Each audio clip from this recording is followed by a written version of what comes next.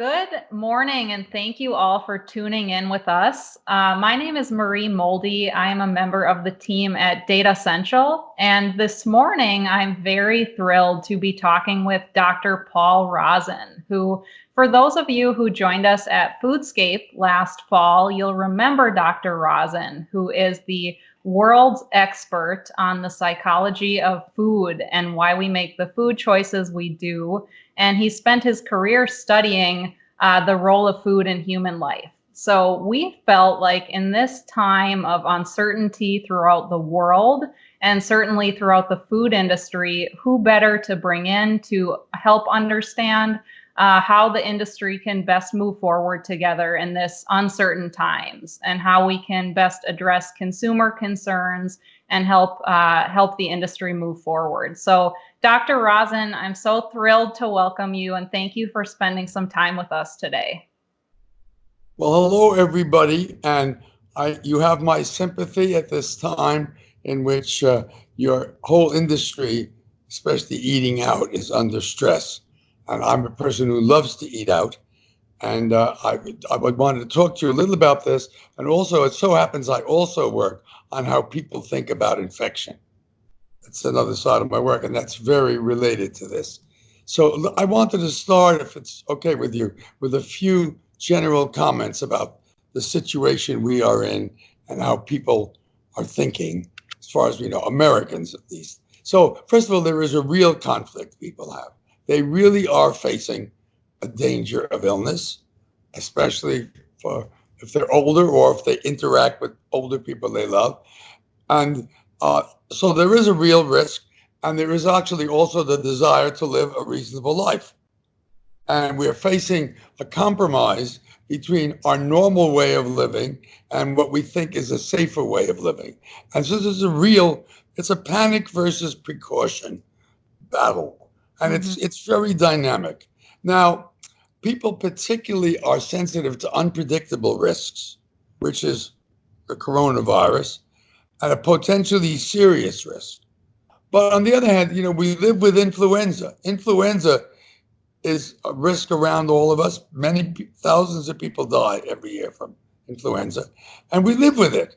People aren't running around trying to not get influenza. Now, this may be somewhat more serious, probably is, but nonetheless, we all run around with the risk of death every time you cross the street.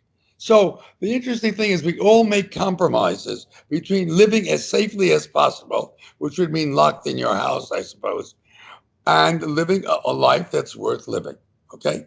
Now, There are germs all around us. You have in you harmful germs. Everyone does. And you just live with them. And what happens is your body keeps them under control, keeps them from reproducing. And if you get weakened in some way, sometimes those germs start reproducing. So that's why the older and vulnerable people are more sensitive here. Now, we have two systems, you could say, in ourselves, in humans, to deal with the world. Daniel Kahneman, the Nobel Prize winner, calls them System 1 and System 2. System 1 is a sort of rapid, often innate, but not always, but a rapid evaluation system. It's the first thing that comes up. And one feature of that system is the idea of contagion, that if you touch something that's bad, it becomes part of you.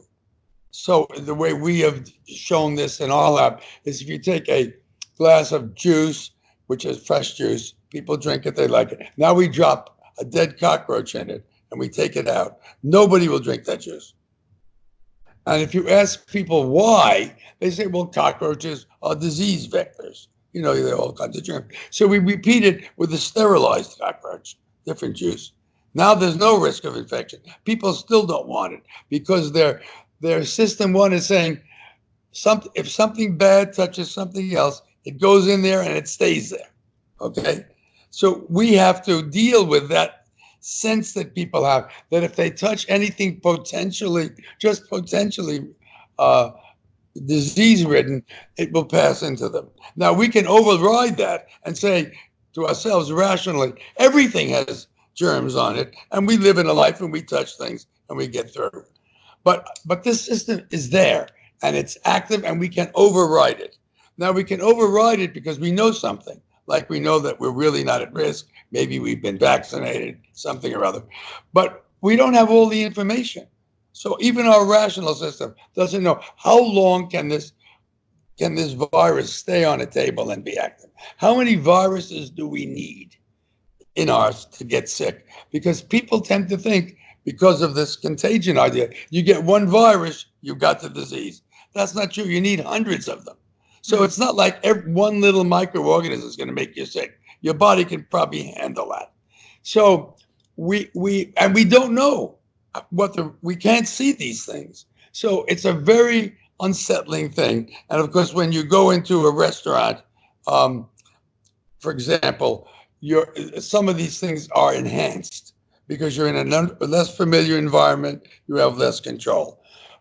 But we do go into restaurants all the time. And the reason we do, even though there is some risk of getting ill at restaurants, is because we get used to some risk. So, for example, Israel as a country has a lot of terrorism, right? And they have a pretty frequent threat of a terrorism, but they are among the happiest people in the world, and they go out and eat.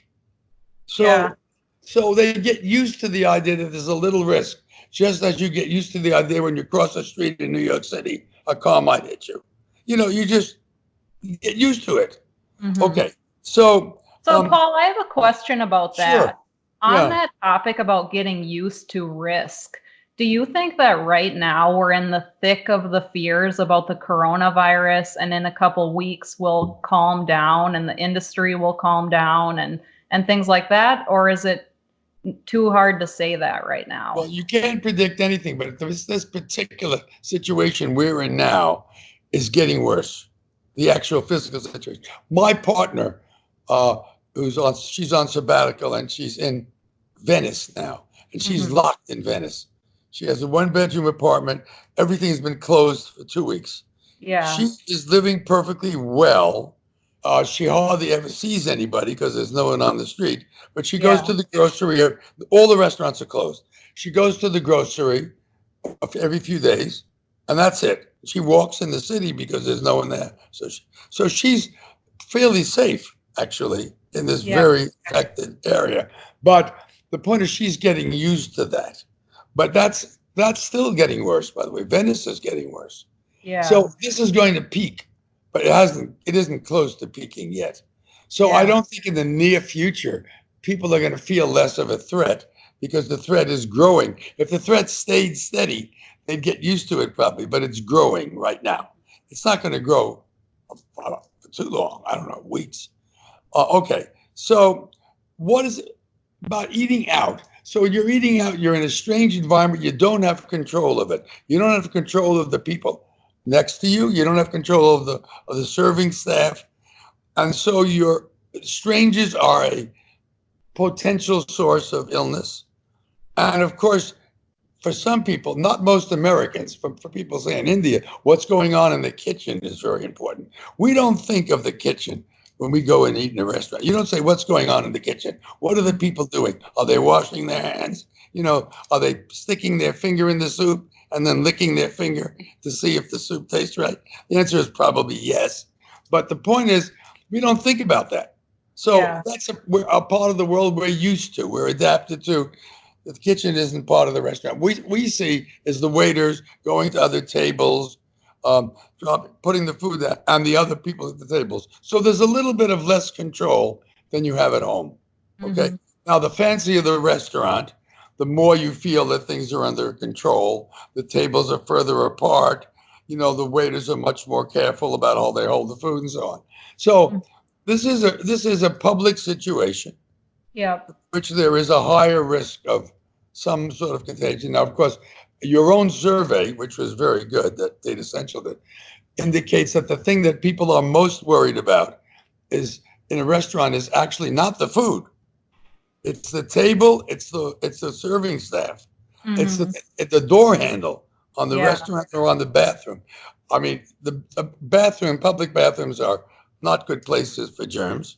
And so, most people probably will try to avoid going to the bathroom in a restaurant now more than they used to. But the public display, your data says that the public display of cleanliness, wiping tables, the way the waiters are dressed, all sorts of things like that can make a difference. And that's a big concern for people. Mm-hmm. Okay. So I would say overt sanitation and less crowding are two things that restaurants can do to make people a little more comfortable, that they feel that the place is really paying attention Yeah. to now see, for example, people in restaurants are not usually bothered by the fact that their plates or their silverware are used. You know, Mm-hmm. you don't get new silverware and plates at a restaurant, right? Right. And and you just assume that they've done the right thing, Yeah. that they've washed it properly. And I would say the better the restaurant looks, the more likely people are going to think that. Okay. Yeah.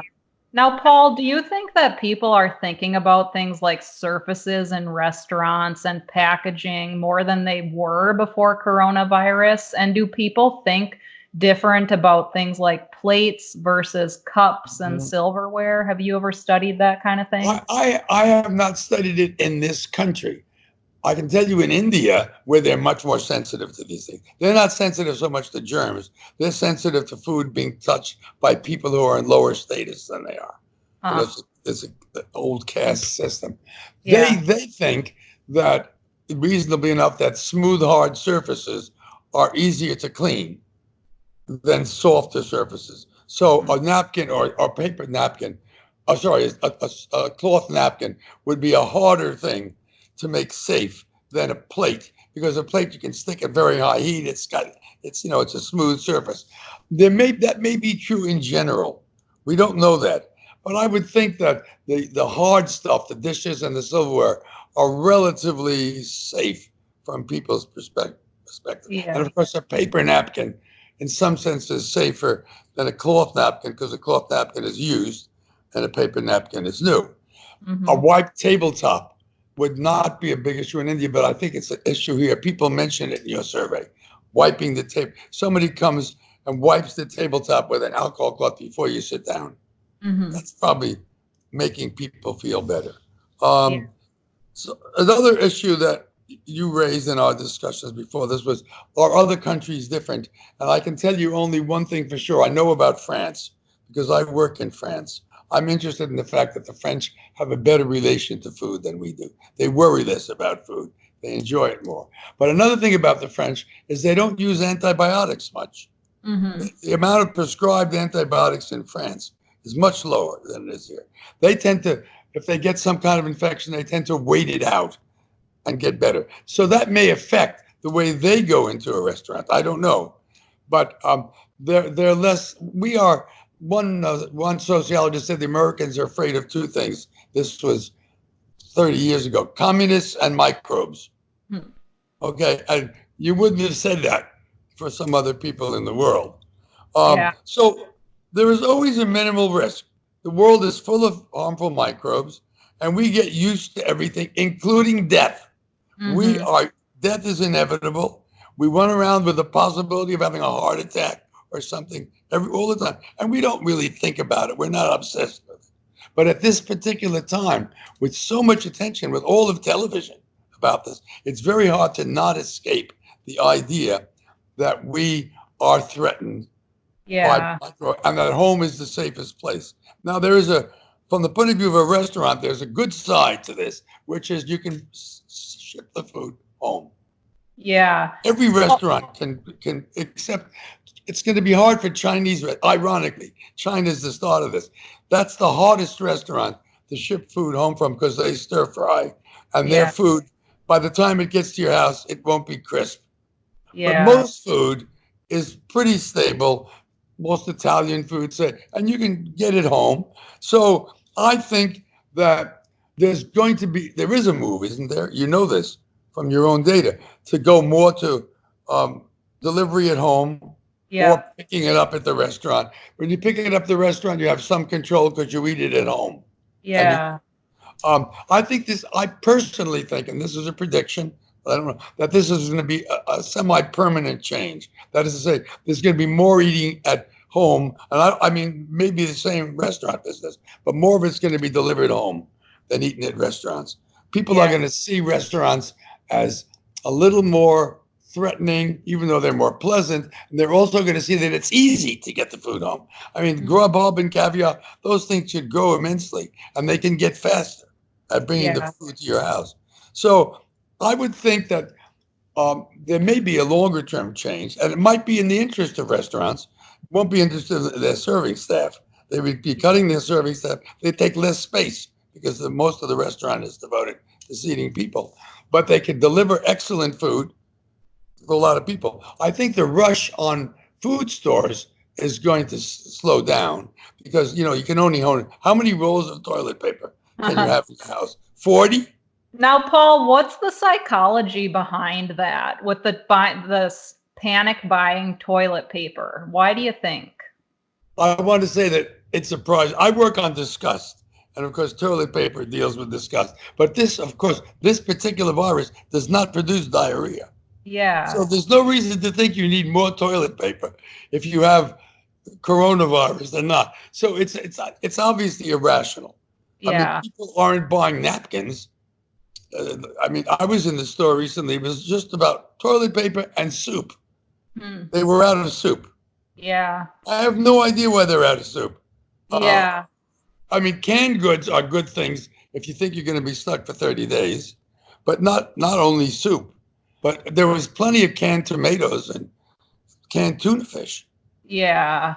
Now, yeah. Paul, why do you think the psychology of restaurants is kind of foremost in consumers' minds as far as they tell us? Our survey showed that 54% of consumers say they're going to decrease eating out at sit-down restaurants. Right.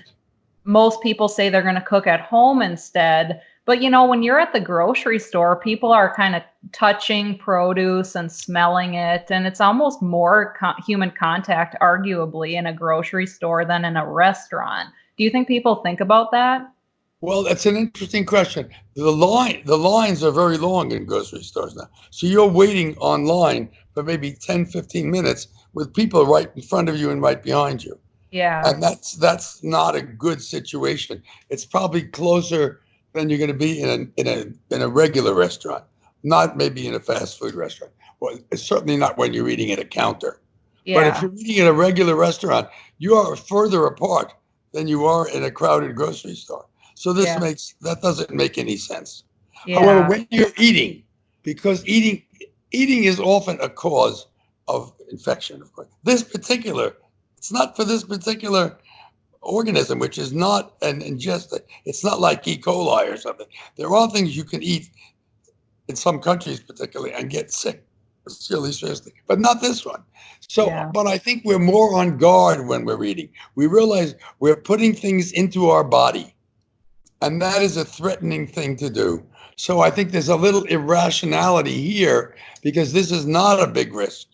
You're not likely if you happen to eat a few coronaviruses, nothing would happen. Your stomach would kill them.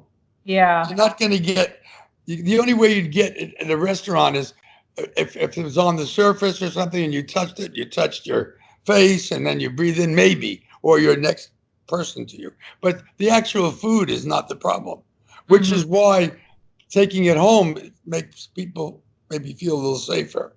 Yeah. So I think there's some irrationality here.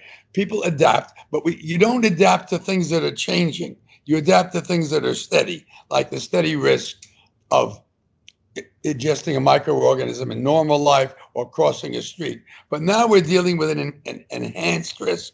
So I think in this period, people aren't going to get used to it yet. Yeah. Now, this is going to stabilize. That's the whole point of all these precautions we're taking. And when it stabilizes, it'll be different. But I think restaurants are going to people don't like to cook in this country mostly. Yeah. And so restaurants provide something for them. And I think there may be a move toward more takeout. The restaurants may make up much of their loss by takeout. Once it becomes clear, most people probably have never used Grub Up. I don't know what percent of people, do you know, use takeouts from delivery from restaurants? I don't want to quote a number right now. I think it's about a quarter or a third of people say they do. And it's going to go up. Recent. Yeah. It's going to go up, and that's good for restaurants. Now, the menu of a restaurant may have to change a little if this becomes more steady, because some foods are easier to do takeout than others. But okay. Yeah. And as I say, it'll be really tough on Chinese restaurants. There's Yeah. a reason that there are almost no Chinese fast food restaurants. Because the food doesn't travel well. Yes, I mean there are fast food little trucks, but Yeah. there aren't big ones like Olive Garden or McDonald's. There isn't a big Chinese fast food because it all has to be made fresh, and it's hard to do that Yeah. in a fast turnaround place. So anyway, and it's just an accident that China is the source of all this. I mean, that's Yeah. irrelevant to the fact that Chinese food is there. But see, And Paul, do Italian. you think that Americans or others around the world are going to unfairly stigmatize Chinese food or Italian food? Well, it's happened with Chinese food. I know from just people around Philadelphia that they say that it's in the news that the Chinatown was pretty empty before weeks ago, and Yeah. Chinese restaurants are getting fewer customers. Italian is going to be an interesting question. The actual incidence of the illness is higher in Italy now than in China, but Hmm. Italian food is almost American food. Hmm. Pizza is the most popular American food. So And most it's hard love. to Yeah, say that's how true. could we turn on Italian food? That would be almost stopping eating. So Yeah. it may be that Italian food will not suffer. I was saying to you that technically Mexican food should go up compared to Italian if people are worried about the source of this thing. I don't Yeah. know that will happen, but it's happened already for Chinese food. So this particular one is not related to any particular food. Yeah. It's an airborne virus. Yep. But the point is, the public doesn't know a lot of this. The scientists don't know a lot of it yet about this organism. So uncertainty breeds a certain level of discomfort Hmm. and a certain level of caution. As we Yeah. learn more about this, and of course, say for influenza, we've gotten used to it. Yeah. Nobody worries about getting influenza in a restaurant. Yep.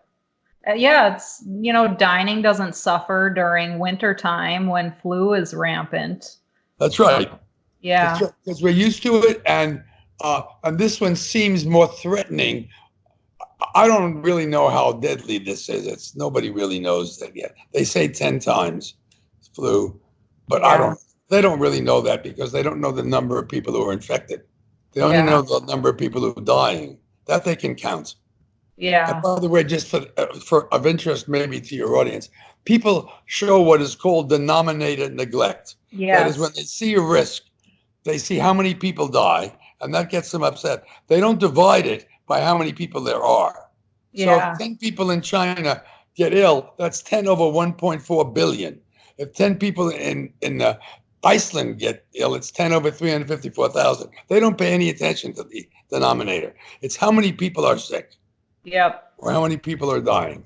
So we have a very low rate right now in our country because we have 330 million people, and we have well, how many people are known to be? Well, how many people have died in the United States? 70? I don't know the number, I but think that's it's about that and a few thousand cases, maybe yeah. 3,000 something. Yeah. So we, in terms of incidence, we're very low. Yeah. Italy is much higher than us, for example. Yeah. Italy's Well, higher than Paul, China right now. Yeah. I live in Seattle actually. Oh, you So, do? yeah. Congratulations. Yeah, thank you. We've been person zero was here and Yeah. a hotbed of coronavirus since it came to the US. And the most recent news that came out yesterday is that the governor ordered all restaurants to close. All restaurants Yes. and bars have to close, and they can only offer takeout and delivery. Yes. And that's also Oh, New true York too. New York too. I think just now, yeah. And it's Yeah, going to be true in Philadelphia. It isn't true in Philadelphia yet, but will be yeah, sure. I think everyone's going to do it. Everyone's scared. And yeah, understandably, the biggest risk now is the vulnerable people and the fact that the hospitals won't be able to handle all the cases. So they yeah. have to cut down on the incidents. Yeah. So I think, but Seattle is 0.0, but you know, part of that is because of that Kirkland nursing home. So Right. you get a virus in a home where almost everybody is compromised Yep. already, and most of the deaths have come there, right? Right. Correct. And do you think that these forced restaurant closures are going to psychologically harm consumers even further? Like that restaurants are being forced to shut down? Is it going to make people even more scared, do you think? Well, anytime the government takes a you know a strong action, it's telling people this is really serious, and Yeah. this has happened. Now, restaurants are major places for socialization. They're not just for eating.